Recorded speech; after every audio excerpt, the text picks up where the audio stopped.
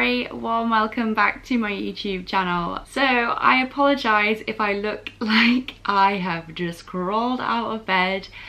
I am not getting that much sleep at the moment. Ava is teething and it's affecting her quite badly on a nighttime. Thankfully my husband Guy is still on leave, so he is fueling me with lots of coffee on a morning to get me going. So today we're going to be talking about ways of carrying your baby or toddler hands-free. We're going to be talking about the Funki Flamingo baby wrap, and we're also going to be talking about the Little Life carrier. These are both fantastic gadgets, if you want to call them that we have used since day dot, and we wouldn't be without them. So this is the Funki Flamingo baby wrap, and you can get this off Amazon pretty much in every country. We got it for around about £20 because I think it was on some sort of deal around Christmas 2016. So we got it for a really good price. It is a one size fits all baby wrap, and it's made out of 95% cotton and 5% spandex.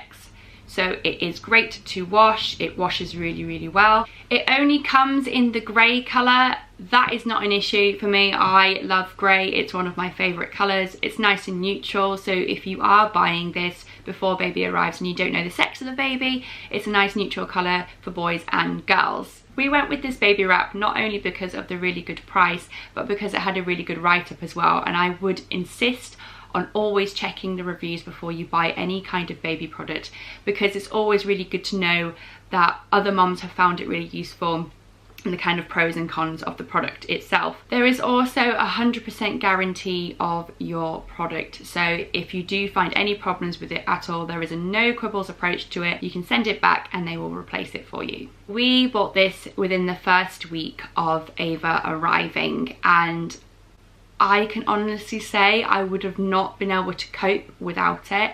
We had Ava sleeping in it during the day, so she was taking her naps in it and she would sleep for hours and hours on end. We definitely found that using this on a nighttime, especially when Ava was crying non-stop, putting her in the sling was almost kind of last resort, because we didn't want her to get used to it all the time.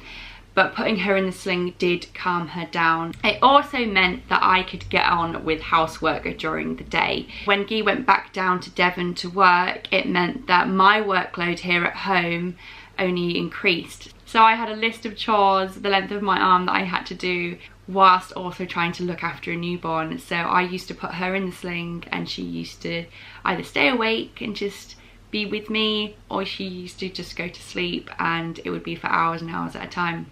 And it meant that I could just crack on with things I needed to do in the house. So I'm going to show you now the basic setup of the Funki Flamingo wrap. There are 3 ways that you can carry your baby. I do not have Ava with me, so in placement of Ava, I have Ava's doll.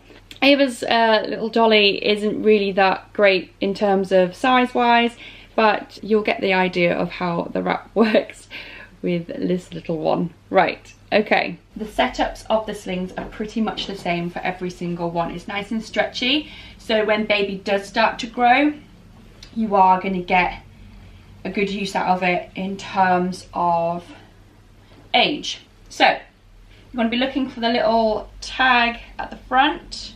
This one obviously says Funki Flamingo on it. I'm going to turn it the right way around because I've got a little bit of OCD. Okay, right.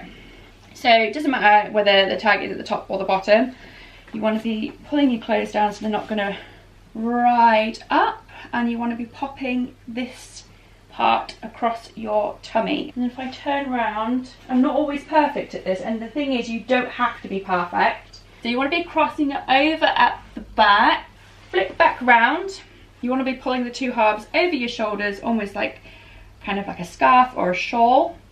You've got this centerpiece here, so what you want to be doing is popping one side in, tucking it through and pulling it right through, all the way through, so you've got that there. With this one, you want to be crossing it back over and doing the same again with that one. So I'm just taking these pieces that I've just crossed over at the front, and all you want to be doing is wrapping them round. So here at the back, they're just crossing them over again and then pulling them back round, so then you have kind of the two pieces back around at the front. I just tie off at the side. These bits are kind of like the loose bits now. So you just want to tie those off like so. So what that has left you with is two parts that I've crossed over the shoulder, and then you've got almost like a little kangaroo pouch where baby is going to go. So here is baby. I have not worked with anything this small before, so this is going to be interesting. So what you want to be doing is taking your first part of the crossover and popping the leg in. And obviously when they're like teeny tiny, not as tiny as this, but when they're teeny tiny, you really have to make sure that you're supporting their head and their neck, because it's going to flop all over the place. So first part of the baby in there, and make sure the leg has come all the way through and is sort of popping out the bottom. This has got sticky stuff all over it. She's been eating sweets and holding this doll. Oh, this is so authentic. Right, so making sure that you're pulling it over their shoulders, so you're going to keep that back nice and supported. You want to do the exact same on the other side, so make sure that you lift their arm up and baby goes in there and again crosses over like so. So you've got a pair of legs poking out the bottom, but baby's back is nice and snug and supported, and baby's head is here. To finish off, you want to be pulling this part, the center part, over their legs. Now this is the part that's going to give you that real support for your baby and that kind of closeness and snugness. So you want to take their feet and you've popped them through, and all you're going to do is pull this up as high as it will go, so it's supporting baby's neck as well. So baby is facing in. You can, I don't really know how I'm going to turn his baby's head. I don't know whether it does turn. Oh, it does turn. This feels so wrong. Oh god, it's like The Exorcist. Okay, right. So baby's head is here. So all you want to do, if baby is sleeping and you want to go completely hands-free, all you want to do is turn baby's head so their ear is next to your chest. And then what you can do is take one of the halves of the crossover parts and you just want to poke them in the eye. You just want to cradle their head with that piece of material, and it looks a little bit kind of weird and rigid, but the baby will be so snug in there and feeling nice and safe and close to you, which is obviously what they want. So there we have it. That is the hug hold. So that's hold number 1. So to take them out of it, you just need to kind of reverse everything that you've done. So pop their head out like that. Obviously keep supporting their neck and their head this way. Pull the little pouch bit down. You're back to your crossover again. Pull the crosses down and then take them out like so. Da da da. And baby is completely fine. To do it the other way around, what you want to be doing right, what you want to be doing is keeping that same crossover going, that same design stays put the whole way through.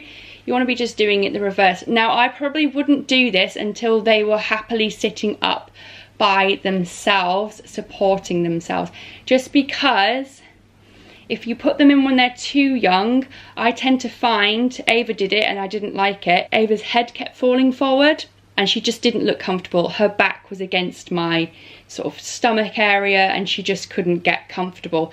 So I would wait until they're happily sort of sitting up and supporting themselves just that little bit better, and also keeping a check on the strength of their necks as well. So it's literally just the complete reverse. All you want to be doing is just popping their legs in this way so they're facing out, then popping their arm in like that, so leg in like that. You want to cross over like we did with the last one. We did it across their back. You want to be doing it across their front like so, keeping their legs up like that, so the little heads are just popping out, and then taking the pouch and again giving them that support across the front. You can have their arms out.